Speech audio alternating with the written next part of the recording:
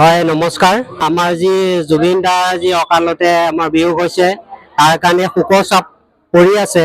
তথাপিতো দুৰ্গা পূজা যিহেতুকে বছৰত এবাৰ আহে, সেই হেতুকে আমি ষষ্ঠীৰ উদ্দেশ্যে আমি আহিছোঁ কৰণী মাজৰাতি আঞ্চলিক মণ্ডপলৈ। গতিকে আমি আজি মহাষষ্ঠী কিনো কৰিছে আমি অকমান পূজাৰীসকলৰ পৰা আমি জানিব বিচাৰিম। নমস্কাৰ। আজি মহাষষ্ঠী হয়, গতিকে মহাষষ্ঠীৰ উদ্দেশ্যে আপোনালোকে আজি কি কৰিলে? দেৱী আমন্ত্ৰণ জনোৱা হৈছে, বোধনৰ লগতে অধিবাস কৰ্ম কৰা হৈছে। কৰ্ম কৰাৰ লগতে দেৱীৰ অস্ত্ৰ শস্ত্ৰ হাতত প্ৰদান কৰি পূজাখিনি বৰ্তমান সম্পাদন কৰা হৈছে। আজি এনেকি বেলবৰণ বুলিও কয় নেকি? বেলবৰণ বুলিও কয়, বোধন অধিবাস। সকলো যিমানখিনি পোচাক পৰিচ্ছদৰ পৰা অস্ত্ৰ শস্ত্ৰ সকলোখিনি যোগাৰ দি আজি তেওঁলোকক আবাহন কৰা হৈছে, স্থাপন কৰা হৈছে। ঠিক আছে, ধন্যবাদ। আপুনি অকণ কওকচোন আজি মহাষষ্ঠীৰ। আগত আমি বহুত বছৰ ইয়াত কৰা হ'ল। আগতে যেনেকৈ আমি উলহ মালহেৰে এই পূজাভাগ উদযাপন কৰিছিলোঁ বা কমিটিয়ে কৰিছিলে, সেইমতে এবাৰ আমি কৰিব নোৱাৰিম। কাৰণ অসমৰ এজন মহান শিল্পী আমাৰ মাজৰ পৰা নাইকিয়া হৈ গৈছে। গতিকে সেই দুখতে আমি ইমানখিনি আমি পূজা পাঠ কৰিব নোৱাৰোঁ। থুলমূলকৈ যেনেধৰণে আমি কৰিব পাৰোঁ তেনেধৰণে কৰিম। আৰু মৰ্মান্তিক দুখৰ কাৰণে আমাৰ নিজেও বেয়া লাগিছে আৰু আমি ক'বলৈ আমাৰ কোনো ভাষা নাই তাৰমানে। হয়, কওকচোন মহাষষ্ঠীৰ। আমাৰ আজি ষষ্ঠী পূজা আমাৰ যিমানখিনি বস্তু আমাৰ প্ৰয়োজন হয় আমি গোটেইখিনি পুৰোহিতসকলক গোটাই চপাই আনি দিছোঁহি। আৰু সেইমৰ্মে আমাৰ কামভাগ আৰম্ভ হৈ আছে। আৰু লগতে এই আমাৰ অসমৰ বা ভাৰতৰ বিশ্বৰ জুবিন গাৰ্গৰ কথা সকলোৱে গম পাইছেই। গতিকে তেখেতৰ যিটো দুৰ্ঘটনা হৈ গ'ল সকলোৱে আমি গোট খাই পেলাই জুবিন গাৰ্গৰ আজি অক্ষয় বন্তি এভাগ আমি জ্বলাইছোঁ। আৰু সেই মৰ্মে আমাৰ যিখিনি কৰ্ম আমি শেষ কৰি আগবাঢ়ি গৈ আছোঁ। ধন্যবাদ। অসমবাসীলৈ আপুনি কি বাৰ্তা দিব? মানে কোনটো সম্পৰ্কত? গতিকে এতিয়া ধৰক জুবিন গাৰ্গো আমাৰ মাজৰ পৰা হেৰাই গৈছে, তাৰ মাজতে দুৰ্গা পূজাৰ ভাগো আহিছে। গতিকে তাৰ ওপৰতে আপুনি কি ক'ব? জয় জয়তে আপোনালোকৰ নিউজ চেনেললৈ আমি কুৰণী আঞ্চলিক সাৰ্বজনীন দুৰ্গোৎসৱ উদযাপন সমিতিৰ পৰা ধন্যবাদ জনাইছোঁ, কৃতজ্ঞতা জনাইছোঁ। আপোনালোকে আমাৰ মাজলৈ আহি পেলাই অকণমান আমাক সময় দিয়াৰ কাৰণে। যি নহওক, বছৰ দিনত মাৰ দুৰ্গা পূজা ভাগ আহি থাকে, কিন্তু তাৰ মাজতে এইবাৰ আমি সকলোৱে জানো যে আমাৰ শিল্পী জুবিন গাৰ্গ অতি শ্ৰদ্ধা আছিলে, অতি মৰমৰ আছিলে, অসমৰ প্ৰাণৰ আছিলে। সেইটো এতিয়া ইতিমধ্যে সকলোৱে গম পাই গৈছে।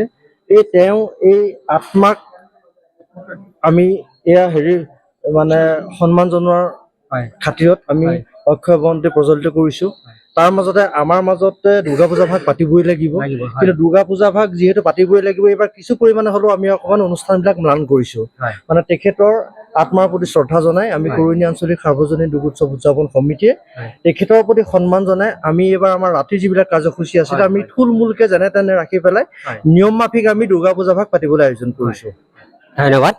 এতিয়া আমি কমিটি সকলোৱে ক'লে, আমাৰ পূজাৰী সকলেও ক'লে যে আমাৰ যিহেতুকে আমাৰ প্ৰাণৰ হিয়াৰ আমঠু আমাৰ জুবিন দা আমাৰ মাজৰ পৰা হেৰাই গৈছে। আৰু এই পূজা মণ্ডপতে আমাৰ এই জুবিন দাৰ ফটোত আৰু অক্ষয় বন্তি ইয়াতে প্ৰজ্বলন কৰিছে। ইয়াতে যি আগৰ যোৱা বছৰৰ হিচাপত ইয়াতে কোনো আনুষ্ঠানিক কিবা ফাংচন হয় বা তেনেকুৱা ধৰণৰ কোনো প্ৰগ্ৰাম ৰখা নাই। খালি দুৰ্গা পূজাৰ উদ্দেশ্যে যিখিনি দুৰ্গা মা দেৱীৰ আগত যিখিনি ধৰক নীতি নিয়ম কৰিব লাগে সেইখিনিহে কৰিবলৈ লৈছে। দুৰ্গা পূজা ভাগ আহিছে, তাৰ ওপৰতে আপুনি অকণ কওকচোন। হয়, জয় জয়তে প্ৰথমে সকলো অসমবাসীলৈ দুৰ্গা পূজাৰ শুভেচ্ছা জ্ঞাপন কৰিলোঁ। দুখৰ মাজতে আমি যিটো আধ্যাত্মিক নিয়ম আমি সেইখিনি সদায় পালন কৰিবই লাগিব। যিহেতু সেইবাবেহে আমি এইবাৰ পূজা ভাগ পালন কৰা হৈছে। কিন্তু যিটো আমি আগতে উলহ মালহেৰে যি পূজা বা মাক আমি আনি নিমন্ত্ৰণ জনাওঁ, আমন্ত্ৰণ জনাওঁ, বা আমি মাক লৈ যিখিনি আমি উলহ মালহে ফূৰ্তি কৰি আনন্দ কৰি পেলাই আমি উদযাপন কৰোঁ, এইবাৰ আমি সেইখিনি সকলো ত্যাগ কৰি পেলাই আমি তেখেতক সুঁৱৰি আমি সেই যিটো মাৰ্জিত হিচাপে কৰিবলগীয়া হৈছে বা আধ্যাত্মিক নীতি নিয়মখিনিহে পালন কৰা হৈছে। আপুনি অকণ কওকচোন, আমাৰ যিহেতুকে দুৰ্গা পূজা আজি প্ৰথম দিনেই বুলি ক'ব লাগিলে। সৰ্বপ্ৰথমতে আপোনালোকক এই নিউজ চেনেলৰ জৰিয়তে সমূহ অসমবাসী ৰাইজক শাৰদীয় দুৰ্গা পূজাৰ অভিনন্দন জনাইছোঁ।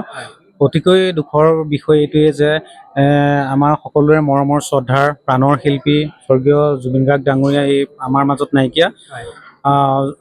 যোৱা বছৰলৈকে আমি যেনেকৈ উলহ মালহেৰে যিটো হিচাপত আমি দুৰ্গা পূজা ভাগ অনুষ্ঠিত কৰি আহিছিলোঁ হয়তো এইবাৰ আমি তেনেকৈ অনুষ্ঠিত কৰিব নোৱাৰিম। সকলোৱে জানে অতি দুখৰ বিষয়, যিহেতু দুৰ্গা পূজা ভাগ অনুষ্ঠিত কৰিবই লাগিব। যেনেকৈ ধৰি লওক যোৱাবাৰলৈকে যেনেকৈ জাক জমকতাপূৰ্ণভাৱে পূজা ভাগ অনুষ্ঠিত কৰি অহা হৈছিলে, এইবাৰ অলপ ব্যতিক্ৰমভাৱে আমি পূজা ভাগ অনুষ্ঠিত কৰিবলৈ আগবাঢ়িছোঁ। জয়তে নিউজ চেনেলৰ সকলোকে মই ধন্যবাদ জনাইছোঁ। যিহেতু আজি আমাৰ দুৰ্গা পূজা অনুষ্ঠান আহি আছে, লগতে জুবিন গাৰ্গ তেখেত আমাৰ প্ৰাণৰ হয়। তেখেতক বিয়োগৰ কাৰণে আমি গোটেই অসমবাসী ভাৰতবৰ্ষই দুখিত অনুভৱ কৰিছে। লগতে শাৰদীয় দুৰ্গা পূজা ভাগো আহি আছে, আমি দুই ভাগো অনুষ্ঠিত কৰিবলৈ যথেষ্ট আমাৰ কষ্ট হৈছে। তথাপিতো আমি প্ৰতি বছৰে অহাৰ দৰে এইবাৰো আমি দুৰ্গা পূজা ভাগ হৈ আমি মনৰ দুখতে আজি আমি বন্তি প্ৰজ্বলন কৰিছোঁ। জুবিন দা হৈ বন্তি প্ৰজ্বলন কৰিছোঁ। হয়, চক্ৰান্ত কৰাৰ দৰে তেখেতক মৃত্যুবৰণ কৰিছে। যিসকলে তেনেধৰণৰ কাম কৰিছে তেখেতসকলক আমি কোনোদিন ৰেহাই নিদিওঁ বুলি আমি আজি প্ৰতিশ্ৰুতিবদ্ধ হৈছোঁ। মানে দোষীক মানে কি আমি শাস্তি দিম, প্ৰয়োজন হ'লে আমি নিজে ওলাই যাম।